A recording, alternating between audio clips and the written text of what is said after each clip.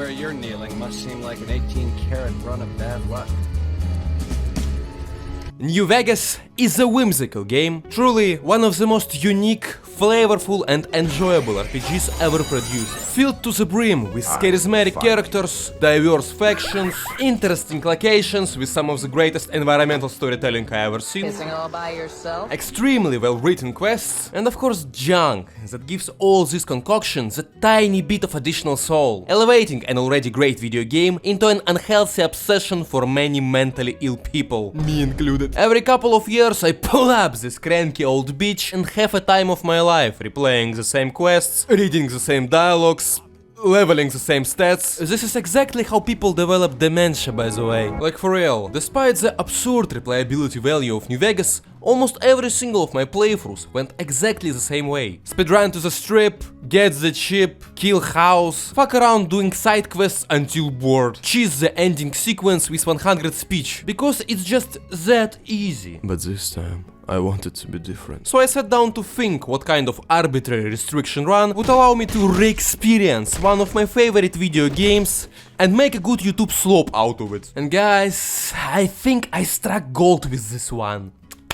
Check it out. Fallout New Vegas? But I can't use speech. Nah, that's stupid. So I decided to beat New Vegas without any skill checks at all instead. No dialogue checks, I'm talking about skill, stats and even perk related options. No interactions, revolving skill checks. No crafting, lockpicking, hacking, no disarming traps. Actions that do not require a set skill level like pickpocketing or repairing are fine, however. The only exception to the base rule are perks. Almost all of them have some kind of skill or stat requirement, and I thought it would be really boring if I'd be allowed only those without any. Like 5% more damage. Or an ability to eat people, but I can't use it in dialogues. Fun. Anyway, requirements for perks are fine. On top of it, I prohibit myself from using any equipment that has a skill or a stat requirement tied to it. To be honest, I don't really remember if there's any in this game. We are gonna play on the highest difficulty, on the hardcore setting, that adds things like hunger, thirst, and brutally nerfs steam packs. And we are gonna take the long road to Vegas just because it's a lot more interesting that way. The game was rigged from the start. Нет убийца, нет злодея, на земле техасский гром.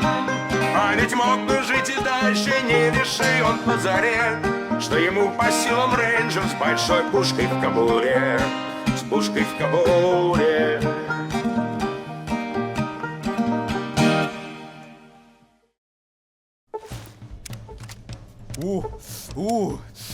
Stop, stop.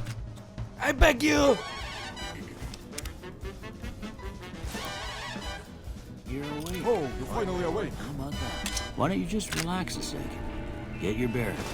Let's see what the damage is. How about your name? Can you tell me your name? How'd that do? Fuck, she's so hot. Okay. No sense keeping you in bed anymore.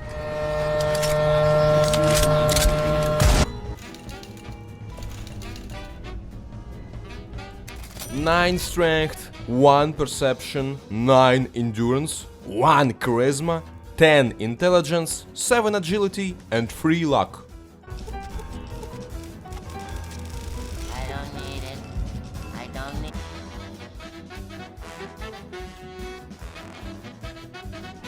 All right. I'm gonna say a word. I want you to say the first thing that comes to mind. Dog. Kaya, please just fucking go. Just Melee, Schnick, I guess barter. Traits, passive abilities with benefits and negatives. They are not really useful for us. I guess except heavy-handed and Logan's loophole, but I'm not gonna take Logan's loophole, it's too fucking powerful. I'm heavy weapons guy. Yes, it would be fun.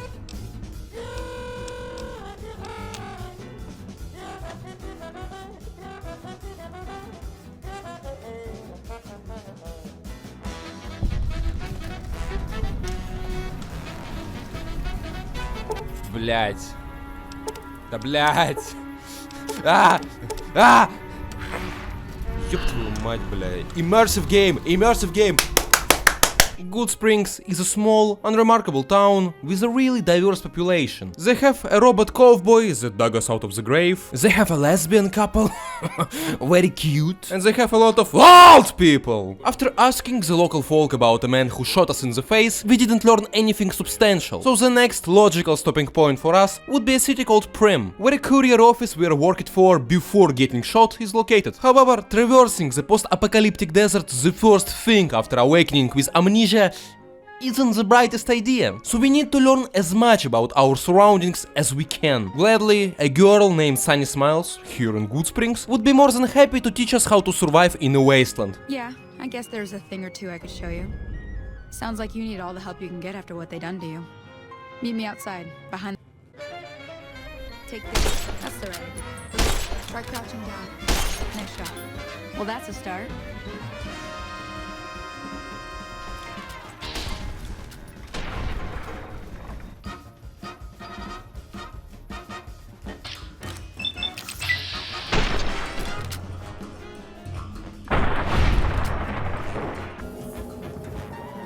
Hell's bells.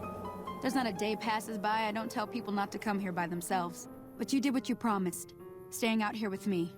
So far so good. Shooting sarsaparilla bottles and pummeling some geckos with a shovel wasn't really that hard, so I decided to test my luck and do a little side activity. Right near the place where Sunny leaves us gathering some ingredients for the crafting tutorial, we can find a scared man asking us to save his girlfriend from some more gecks. Hey, you little piss baby.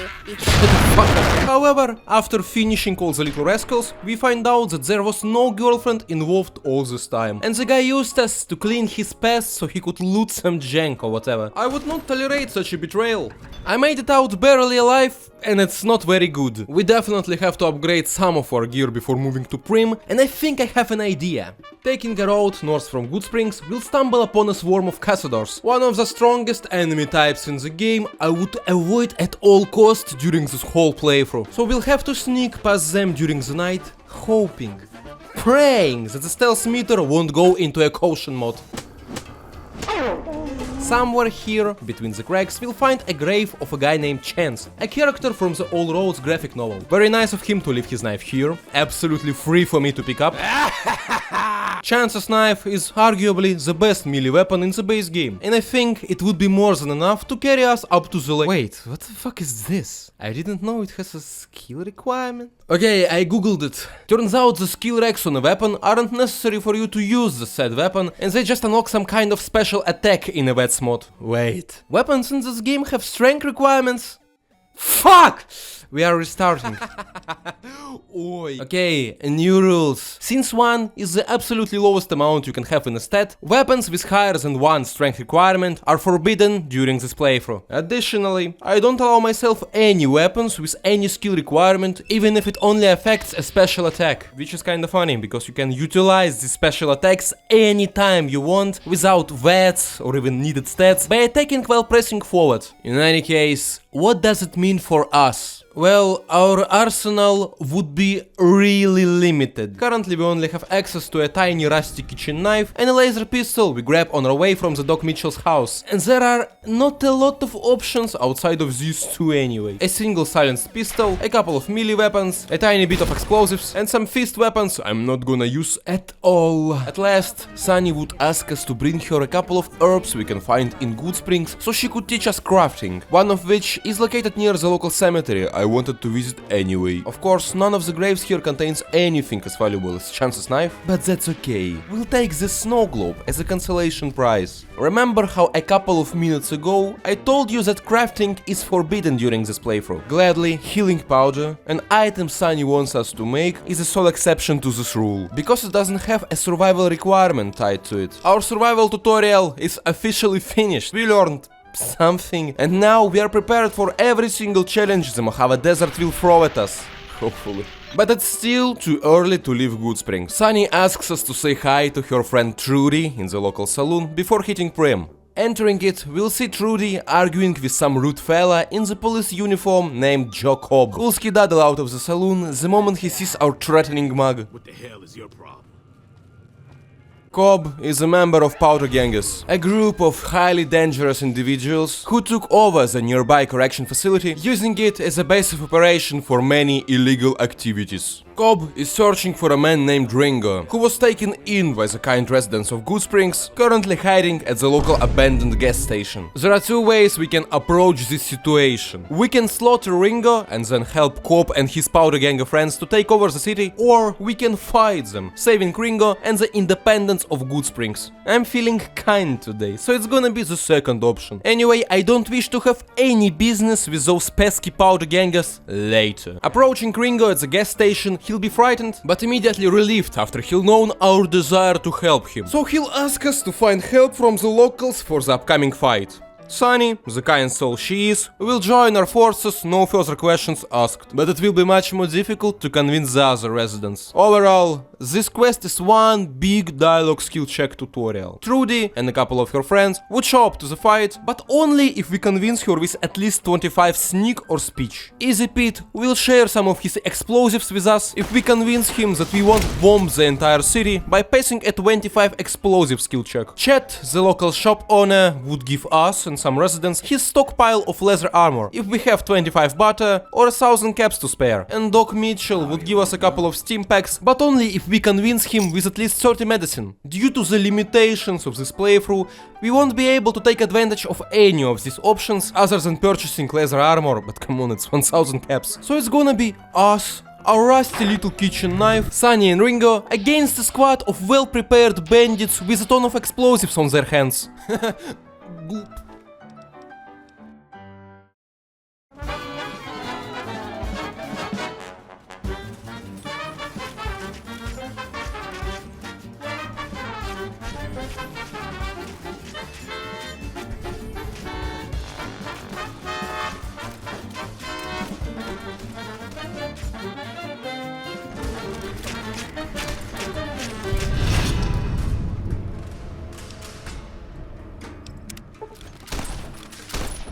Those bastards got Ringo in the end after all. Sadly, Ringo didn't survive the attack. Poor fella. My condolences to— Oh! It's a free stealth boy! So after looting all the powder gangers and saying goodbye to Sunny and her beautiful dog Shane, we are finally ready to move on with the main quest. Prim, known as Poor Man's Vegas boss before and after the Great War, is a small town located south of Good Springs. The most notable places of interest here are of course a Bison Steve hotel with a giant roller coaster called El Diablo, based on a real building that recently closed, currently occupied by a bunch of hostile convicts. Vicky and Vance Casino, currently populated by the remaining Prim citizens, a Mojave Express courier firm where our protagonist worked before getting shot by a mystery man, and the NCR outpost on the outskirts of the town. It's really easy to see how much of a problem this group of convicts possess for Prim. After all, upon reaching that central square, we are immediately attacked by several unpleasant individuals coming from the Steve Bison hotel. No! After dealing with them, we can enter the Vicky and Vance Casino, where we are greeted by a man named Johnson Nash, who runs the Mojave Express courier office and would tell us a little bit more about a package we lost and that fancy fella in a suit. Turns out, our old friend, metallic cowboy Victor, hired 6 different couriers, each tasked with delivering some sort of a trinket, a pair of dice, a chess piece, and in our case, a platinum casino chip, the single one that didn't reach the mystery recipient. Oh. Plot thickens. What about the guy in the checker suit? The last person to see him in Prim was a deputy of a recently killed sheriff, who is now being held hostage at a Bison Steve hotel. What did I tell you about a Bison Steve hotel? That it's overrun with convicts, блять. The leader of these convicts is one tough son of a bitch, armed with a giant flamethrower that shoots projectiles in this game for some reason, and tanky as hell. He'll be our first real obstacle. And since I'm stuck with a tiny knife for the rest of this playthrough, definitely not the last. So this is the perfect time to discuss the game's combat and how I would approach such difficult combat scenarios later. First and foremost, I'll try to avoid fighting multiple enemies at the same time, if such thing is possible. You can see me taking all the weaker enemies in this location, using my energy pistol stealthily and quickly dealing with the remaining one before starting to fight the convict leader. Then I'm gonna approach his ass, strafing around him like I'm fighting a fucking spider demon in Doom 1, and then I'll start slashing. So New Vegas, like every Every single Fallout game has a limb damage mechanic. Every single distinct limb or appendage of many distinct enemies can be targeted in a VETS mod while wielding a gun. Sadly, you can target specific limbs in VETS using melee, but it doesn't stop you from crippling your enemies. Destroying any body part would make your opponent stumble, allowing you to repeatedly stunlock almost any enemy to death. Breaking their arms would force them to drop their weapons, leaving them completely defenseless while they are running around trying to pick it back up. Also, this is the exact reason I'm avoiding using fist weapons, besides the abysmal damage output. The attack speed is just too damn slow to reliably cause repeated brain damage to my targets. I don't suppose you came here to rescue me. I'd cross my fingers, but my hands are... After saving Deputy Beagle and escorting him out of the building, we can finally ask him everything about The suit guy went to Novak. Now, Novak is a long way from here, in a far more dangerous part of the Mojave, so it wouldn't be the worst idea to do some side quests while we are on our way. Speaking of it, Deputy Beagle, being the pathetic peace stain he is too afraid to take the role of Prim's new sheriff, so he asks us to find a worthy replacement. We have two options: sell the town to the NCR, the last bastion of democracy and the American spirit in this post-apocalyptic setting, and also one of the most corrupt and comically incompetent factions I ever seen in fiction. No need to send me pipe bombs, NCR tard. Be honest with yourself. You like them only because their armor is cool as fuck. Or we could ask a retired sheriff that lives nearby. Here, in the NCR correction facility, taken over by the powder gangers. We are selling the town to the NCR, boys. Lieutenant Hayes is located in the small NCR camp near Prim, and he'll gladly accept our offer and provide the city with necessary protection if we somehow provide him with more men. So he asks us to hit the Mojave Ranger outpost and ask for the reinforcement there. No problem, it's on our way to Novak anyway. Help me! Help! Major Knight in the Mojave outpost can't spare any man unless we persuade him with our barter skill. Блять. I guess we are going to prison, even while being... Even while being vilified by the powder gangers, it seems we can freely walk among them while being disguised as a part of their gang.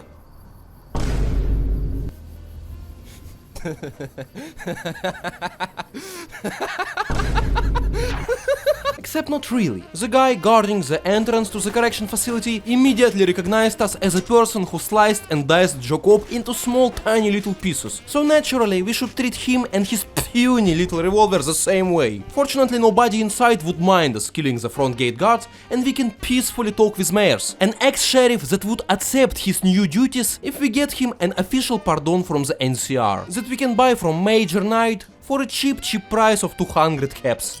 I'm sure with this absolutely random man I bailed out of the slammer, Prim would be a much safer place. With this quest done, we reached level 4, so I think it's a good time to talk about leveling. Every single character level would allow you to invest a base amount of 15 points across all of your skills. Currently, I'm prioritizing stealth and melee to increase my pathetic offense capabilities. Additionally, every 2 levels you'll be given a perk point, so on level 2, 4, 6, etc. Perks in New Vegas are game-changing, from some quality of life stuff to drastically increasing your damage options. Every single perk would make us much stronger. On level 2 I grabbed a Lady Killer perk, which adds a bunch of cool dialogue options I sadly can't use, and also increases all my damage against male characters by 10%. Quite useful considering that the absolute majority of your humanoid enemies in this game are males. And right now, on level 4, I'll take an Educated perk that would increase the base 15 points per level to 17. Really gluck to grab early on for snowballing your character. On our way to Novak, we'll inevitably pass through the town of Nipton. While in the outpost, we could overhear some conversations about this city being one giant shithole, but not like that. Not even a second in the proximity of the town, and some schizo is flexing that he won some lottery. A minute later and I get harassed by a fury.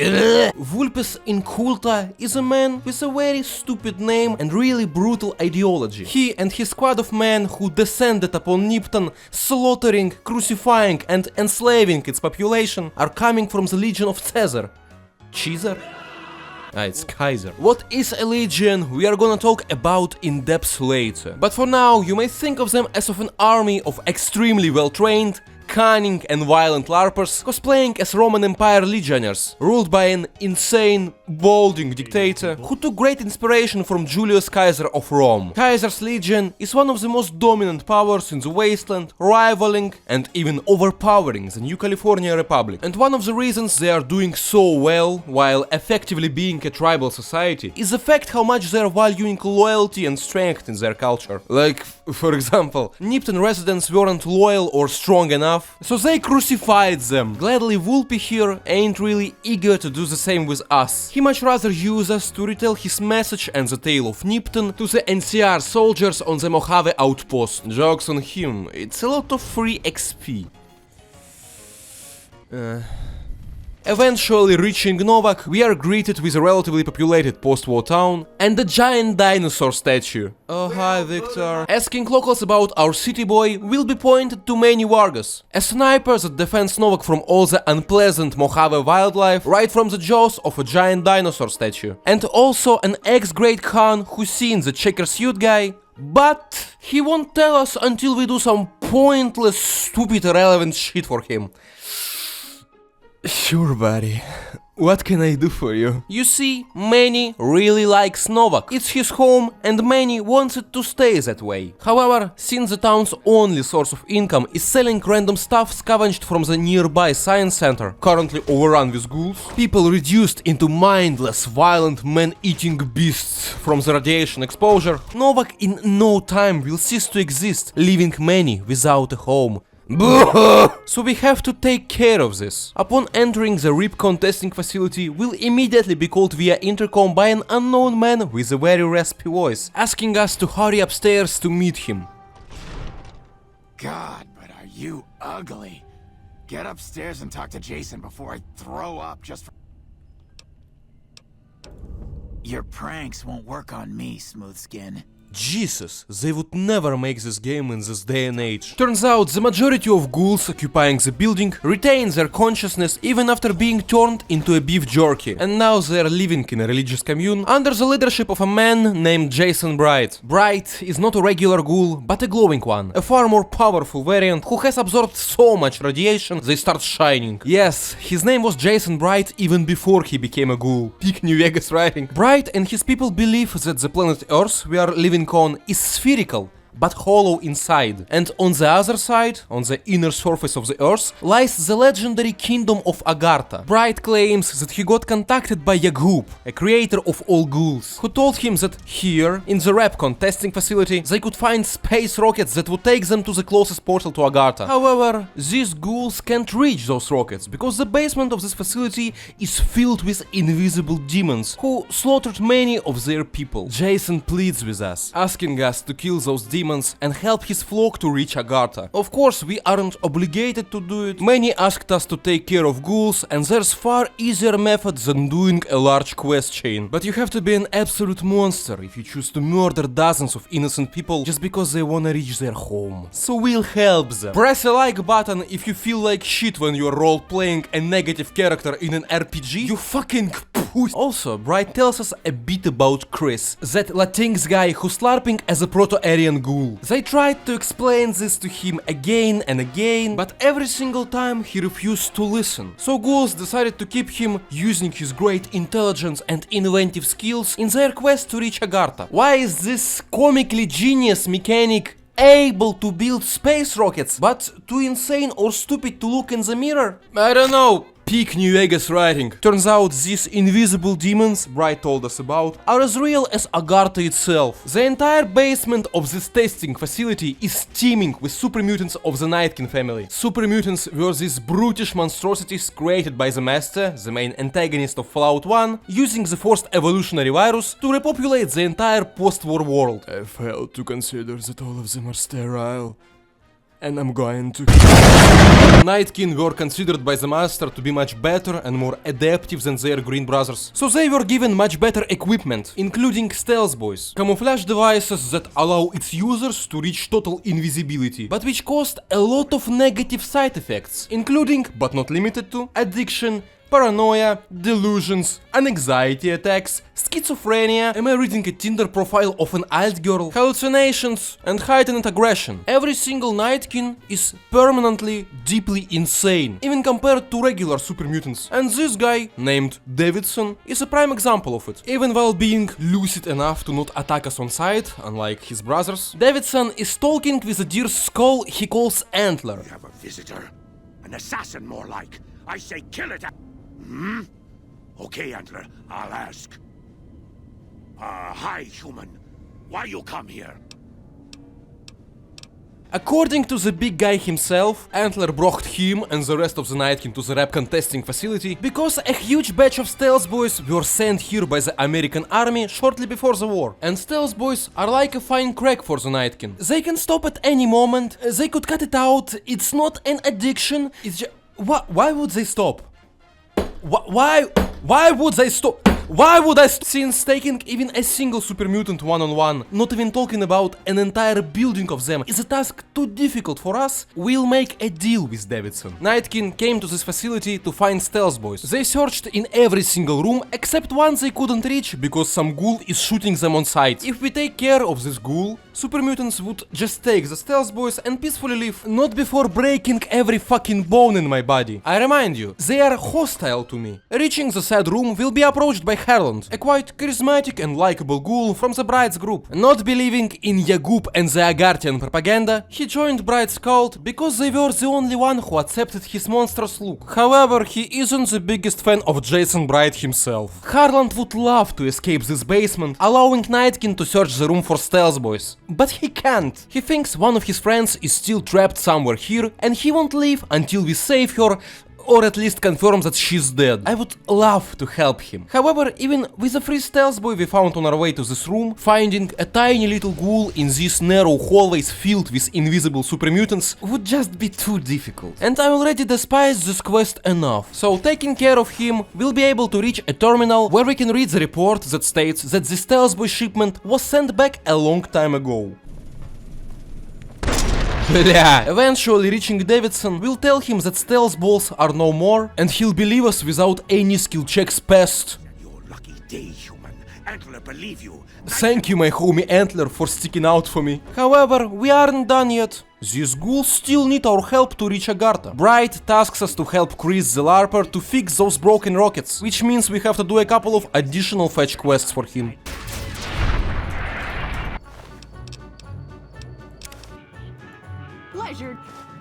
With their final preparations complete, Bright's ghouls were ready to take off, leaving Chris behind as his fragile human body could not withstand the harsh Hyperborean winds. Of course, Chris felt used and abandoned after this, and it's up to us to entice him to sabotage their flight or convince him to forgive and move on. I can't believe I'm agreeing to this, but I'll give it a try. You go launch the rockets. I'm on my way to Novak.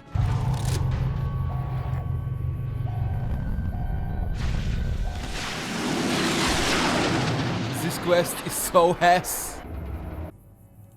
I remind you, we did all this just so this asshole would tell us that the guy we're after, his name is Benny, by the way, I can finally stop calling him a checker suit mystery man, went to the next closest city. Okay, I'll tell you everything I know, like I promised. The guy you're looking for, Benny, he was traveling with some members from my old gang. They were going to Boulder City. We did all this for a one line of dialogue and a quest marker. Fucking Witcher 3 introduction quest. Boulder City is a small unremarkable town located pretty close to New Vegas. Or at least it was until NCR troops lured a bunch of Legion soldiers here and blew up the whole town to pieces. I'm gonna bomb But it's not really important for us. What is important, however, is that a gang of Great Khans, the very same gang that buried us after Benny did all the game was rigged by the stat thing, took a bunch of hostages and now hiding from the NCR in the ruins of the town. The NCR would really appreciate our help with these hostages, and we have a bunch of options how to do that. We could sneak past the Khans and untie the hostages, or we could try to reason with the Khans and try to persuade beat them using facts and logic. Sadly, I can't rely on any facts or logic skill checks, so we are going sneaky beaky like. Gladly, I have a spare stealth boy for the mission. Saving the hostages and letting the NCR deal with the Great Khans, we can loot their leader, Jessup, and in his pockets we'll discover a holotape that states that our Benny fella is a high-ranking chairman in a Tops casino in New Vegas. So looking for him there would be the best idea. We are finally going to Vegas, baby! But it would be a story for another time. Thank you very much for watching until the very end. It really means a lot for me. Obviously, I'm trying something new for my channel, and I hope this high effort slop at least made you laugh a couple of times. Like and subscribe if you want to see more stuff like this. Join the Discord server if you wish to chat with me or some other sickos who enjoy this kind of content. Join the YouTube membership list for early access to my videos and a shoutout in the outro. Speaking of it, special shoutout to Slop Digger and Ayasumi Forever for helping me with the vid. Happy 2026 and have a good one. Bye.